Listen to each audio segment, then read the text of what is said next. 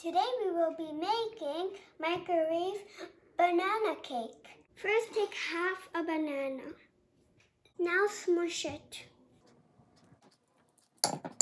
I'm done smushing and now pour in this bowl.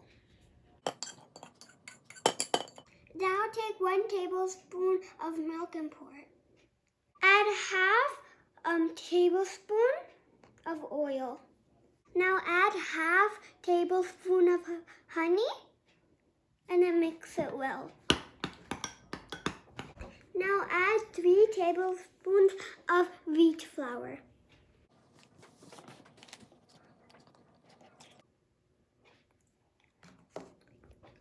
Now mix.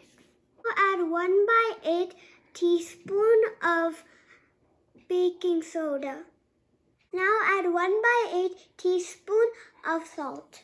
Now add 1/4 teaspoon of cinnamon powder. Mix it well.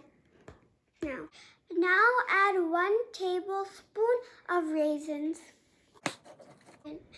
Now put it in the microwave for 45 seconds. Now it's ready. It's tasting time.